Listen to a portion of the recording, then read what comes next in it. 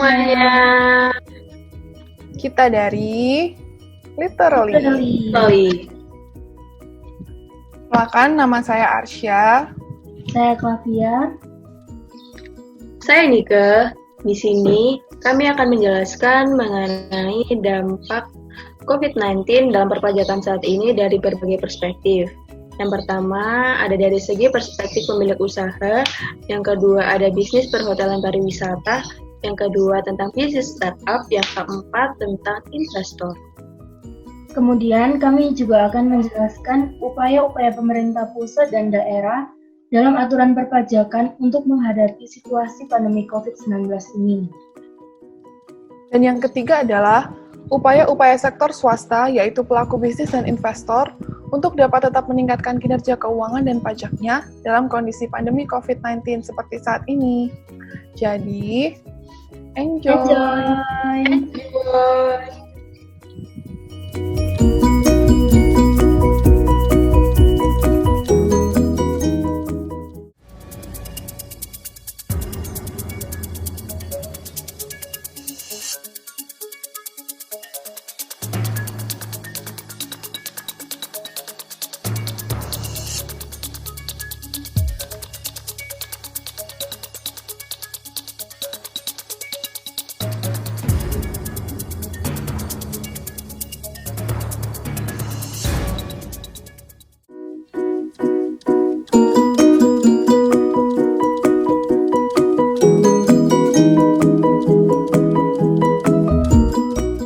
Di sini aku akan menganalisa tentang dampak COVID-19 terhadap perpajakan saat ini jika dilihat dari berbagai perspektif. Dampak COVID-19 ini nampaknya berimbas pada semua faktor, terutama pada ekonomi. Bank Dunia akan memproyeksi bahwa pertumbuhan ekonomi Indonesia akan tertekan di level 2,1%, dan hal ini disebabkan oleh persebaran COVID-19 baik dalam negeri maupun luar negeri. Bank Indonesia pun telah merevisi proyeksi pertumbuhan ekonomi Indonesia menjadi di bawah 5% atau sebesar 2,5% yang biasanya mampu bertumbuh sebesar 5,2%. Hal ini diakibatkan oleh pertumbuhan ekonomi karena pandemi COVID-19. Keterlambatan ini ditandai oleh memburuknya kondisi lingkungan eksternal dan permintaan dalam negeri seiring dengan menurunnya sentimen bisnis dan konsumen. Tidak hanya itu, tetapi hal ini juga berdampak pada perpajakan, di mana para pebisnis dari berbagai sektor itu juga merasa keberatan dalam membayar pajak, dan hal ini juga berpengaruh pada pendapatan negara. Namun, kalian jangan perlu cemas karena masih ada sektor pebisnis startup yang beralih pada penjualan platform-platform e-commerce yang kian waktu makin meningkat. Tentunya, hal ini bisa menjadi salah satu solusi untuk mengatasi defisit pajak akibat perlambatan ekonomi. Dampak pandemi COVID-19 terhadap pemilik usaha. Terdapat 58,7 juta UMKM di Indonesia itu memiliki kendala dalam proses produksi dan pemasaran produk karena adanya pandemi COVID-19 ini tentunya sangat mempengaruhi penurunan pemasukan pemilik usaha. Hal ini pastinya membuat para pemilik usaha keberatan bahkan kesusahan dalam membayar pajak. Sedangkan pengusaha juga memiliki kewajiban untuk membayar beban-beban lainnya seperti listrik, sewa, gaji karyawan, dan beban lainnya harus tetap dipenuhi. Para pengusaha juga mengusulkan agar JHT bisa dicairkan tanpa menunggu PHK agar pekerja bisa memiliki likuiditas yang cukup untuk bertahan sepanjang wabah tanpa harus di PHK. Sampai saat ini pemerintah sudah memberikan insentif keringanan pajak ke dunia usaha berupa pembayaran tarif PPh pasal 21 yang ditanggung, penundaan pembayaran PPh pasal 22 impor, pengurangan tarif PPh pasal 25, serta percepatan restitusi PPN. Dampak pandemi COVID-19 terhadap sektor bisnis perhotelan, pariwisata, restoran, dan mal. Saat ini sektor bisnis perhotelan, pariwisata, restoran, dan mal kini sangat terpuruk di mana pemasukan dalam sektor ini mengalami penurunan yang cukup pesat. Penurunan ini tentunya disebabkan oleh dampak pandemi COVID-19 yang dimana segala aktivitas masyarakat maupun pendatang sangat dibatasi oleh pemerintah. Banyak pemilik usaha dalam sektor ini memecat karyawannya, tidak menggaji karyawannya, bahkan ada yang sampai menjual hotel-hotelnya sendiri karena merasa sudah sangat rugi. di mana mereka harus tetap memaintain tempat tetapi tidak ada pemasukan. Hal ini tentunya sangat memberatkan pengusaha sektor ini dalam membayar pajak. Sebenarnya dalam kondisi ini sih tidak terlalu berpengaruh jika hanya dilakukan penurunan pajak. Justru yang diharapkan oleh pengusaha dalam sektor ini yaitu pembebasan pajak. Lantaran bila hanya diturunkan tarif pajaknya, maka masih ada biaya yang wajib dikeluarkan perusahaan setiap bulannya. Sedangkan bisnis ini rata-rata sudah tidak beroperasi atau kehilangan omset akibat diserang pandemi corona. Dampak pandemi COVID-19 terhadap bisnis startup. Jika dilihat dari pebisnis startup yang melakukan penjualan secara online tentunya mengalami penurunan pemasukan yang cukup pesat. Karena kini segala aktivitas masyarakat dibatasi oleh pemerintah dengan dilakukannya work from home. Tentunya dari kebijakan pemerintah ini, banyak pebisnis startup beralih melakukan penjualan secara online, tentunya dengan memanfaatkan platform-platform e-commerce. Penting sekali bagi toko retail dan produsen untuk menjual produk melalui platform-platform e-commerce agar mampu mempertahankan bisnis mereka. Hal ini akan memberikan dampak jangka panjang yang positif karena konsumen akan semakin terbiasa berbelanja secara online. Perusahaan membukukan kenaikan transaksi pada platform-platform e-commerce serta bertambahnya pengguna baru karena adanya pergeseran model bisnis UMKM dan perubahan perilaku konsumsi. Tentunya hal ini bisa menjadi salah satu solusi untuk mengatasi defisit pajak akibat perlambatan ekonomi. Dampak pandemi COVID-19 terhadap investor. Pandemi COVID-19 juga menghantam sektor perekonomian di Indonesia. Beberapa waktu terakhir ini, indeks harga saham gabungan di Bursa Efek Indonesia terus melemah seiring dengan meningkatnya jumlah orang yang terinfeksi COVID-19. Indeks harga saham gabungan ini telah mengalami pelemahan hingga minus 5% dalam sehari. Pelemahan IHSG diikuti dengan anjloknya nilai tukar rupiah terhadap dolar Amerika Serikat. Kondisi ini tentunya sangat mengkhawatirkan investor dan para pelakunya. Pasalnya, COVID-19 ini telah merebak pada hampir seluruh negara tujuan ekspor-impor Indonesia. Pandemi COVID-19 ini tentu akan berdampak pada perekonomian global. Wabah COVID-19 di Indonesia sangat mengganggu sektor real. Hal ini menunjukkan kegaduhan bagi para investor karena ketidakpastian pasar, yang terus menunjukkan pelemahan hingga tak sedikit investor yang telah mencairkan instrumen investasinya. Semua ini adalah ulah dari virus COVID-19 yang menyebar dengan cepat di seluruh penjuru dunia. Dan kami pun merasakan dampak dari si corona. Seluruh tempat wisata harus ditutup. Bahkan beberapa negara ada yang melakukan lockdown. Sekolah dan kampus terpaksa harus diliburkan. Bahkan beberapa kegiatan masyarakat yang melibatkan orang banyak terpaksa harus dibubarkan. Aktivitas dilakukan di rumah dan ini sangat membosankan.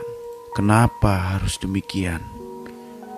Ini semua dilakukan bertujuan untuk memutus mata rantai penyebaran virus ini yang harus dihentikan. Dan saat ini semua pihak sedang berusaha untuk melawan virus corona.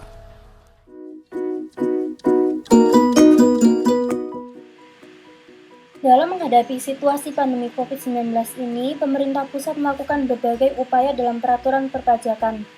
Terdapat 3 upaya yang dilakukan pemerintah, yaitu pertama, kebijakan di bidang perpajakan meliputi penyesuaian tarif pajak penghasilan wajib pajak badan dalam negeri dan bentuk usaha tetap, kemudian perlakuan perpajakan dalam kegiatan perdagangan, kemudian perpanjangan waktu pelaksanaan hak dan pemenuhan kewajiban perpajakan, dan pemberian kewenangan kepada Menteri Keuangan untuk memberikan fasilitas kepada kepabeanan berupa pembebasan atau keringanan bea masuk dalam rangka penanganan kondisi darurat, serta pemulihan dan penguatan ekonomi nasional. Kemudian yang kedua adalah insentif pajak meliputi insentif pajak penghasilan pasal 21, insentif pajak penghasilan pasal 22, insentif pajak penghasilan pasal 25, dan insentif pajak pertambahan nilai. Kemudian yang ketiga adalah keputusan Direktur Jenderal Pajak tentang kebijakan perpajakan sehubungan dengan penyebaran wabah virus corona. meliputi yang pertama penghapusan sanksi atas penyampaian atau pelunasan SPT tahunan PPh orang pribadi tahun pajak 2019, kemudian relaksasi batas waktu penyampaian laporan, realisasi pengalihan dan investasi harta tambahan atau realisasi penempatan harta tambahan.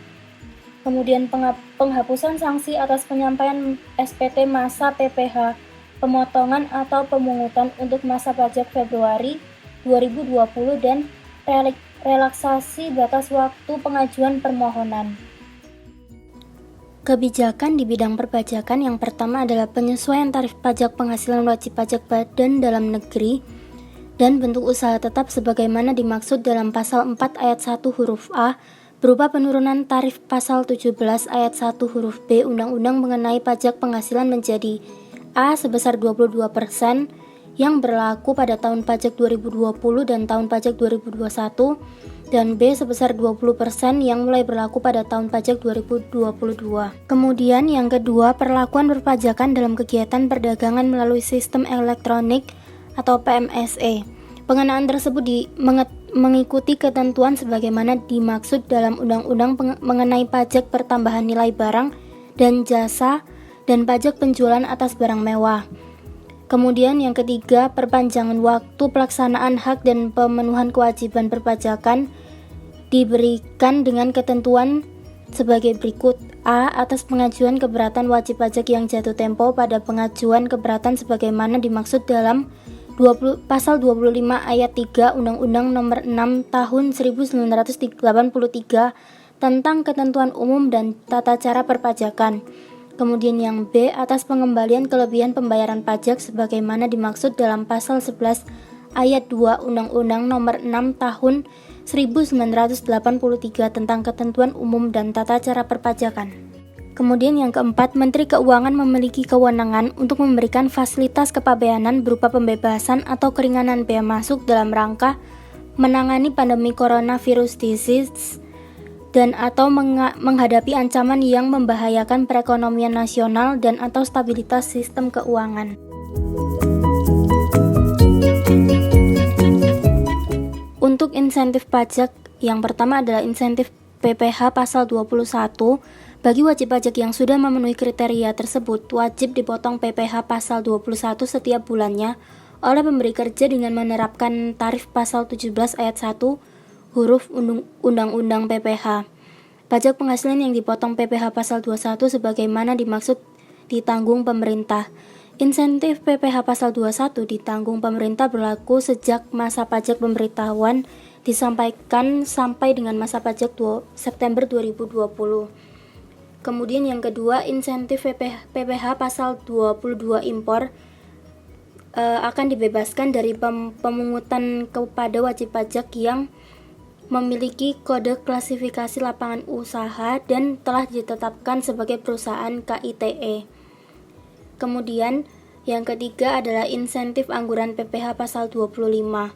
Kepada wajib pajak yang telah memenuhi kriteria tersebut akan diberikan pengurangan besarnya angsuran PPh pasal 25 sebesar 30% dari angsuran PPh pasal 25 yang seharusnya terutang. Pengurangan tersebut dilakukan dengan menyampaikan pemberitahuan pengurangan besarnya angsuran PPh pasal 25 secara tertulis kepada Kepala KPP tempat wajib pajak terdaftar secara langsung. Pengurangan besarnya angsuran PPh pasal 25 tersebut berlaku sejak masa pajak pemberitahuan pengurangan disampaikan sampai dengan masa pajak September 2020. Kemudian untuk insentif PPN diberikan untuk wajib pajak yang memenuhi kriteria tersebut dapat diberikan pengembalian pendahuluan kelebihan pembayaran pajak sebagai PKP beresiko rendah sebagaimana dimaksud dalam pasal 9 ayat 4C Undang-Undang PPN.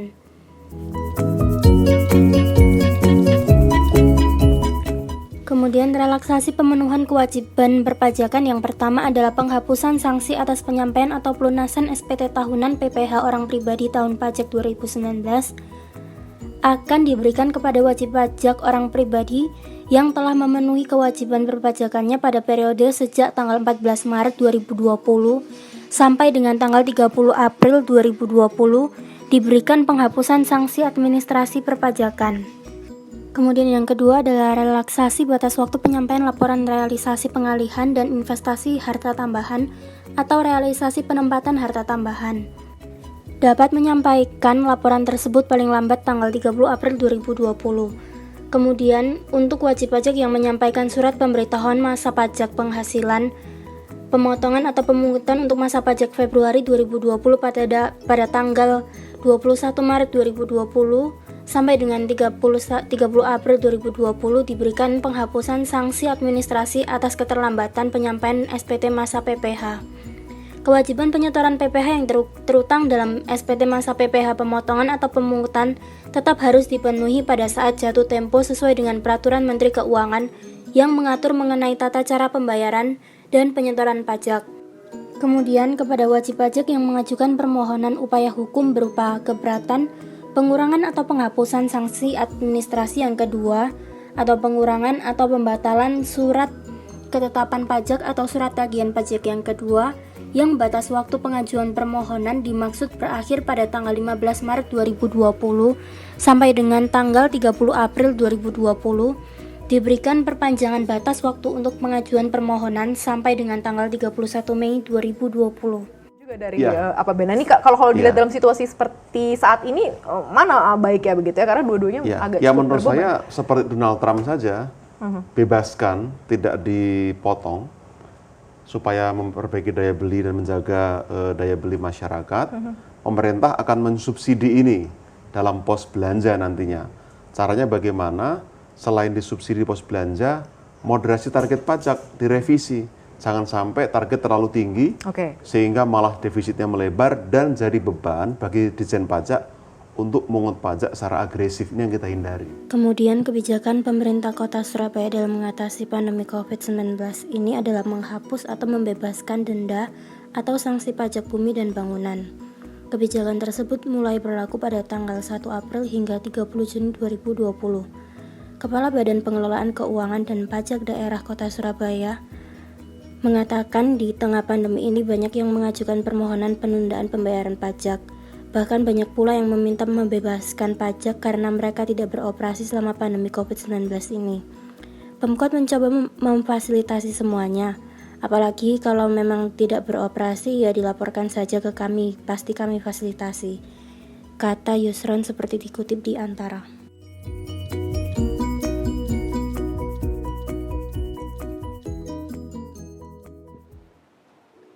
Selanjutnya adalah upaya-upaya sektor swasta atau pelaku bisnis dan investor untuk dapat tetap meningkatkan kinerja keuangan dan pajaknya dalam kondisi pandemi COVID-19. Upaya yang dapat dilakukan oleh sektor swasta, yakni bisnis dan investor, terkait peningkatan kinerja keuangannya dalam hal pajak adalah dengan mempergunakan insentif pajak dan kebijakan perpajakan yang telah ditetapkan dan diperbaharui oleh pemerintah.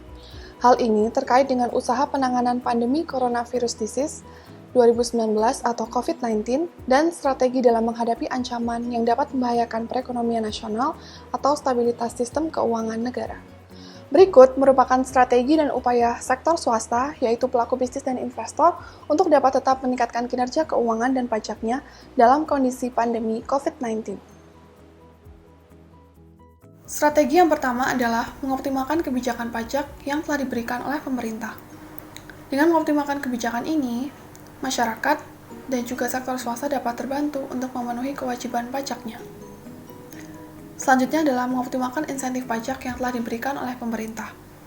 Insentif ini bertujuan untuk mengurangi beban pajak yang dimiliki oleh masyarakat termasuk sektor swasta. Selanjutnya adalah mengoptimalkan relaksasi pajak yang diberikan oleh pemerintah. Hal ini dapat membantu masyarakat dan juga sektor swasta dalam memenuhi kewajiban pajaknya. Selanjutnya adalah pemanfaatan suntikan modal dipermudah bagi UKM dan UMKM.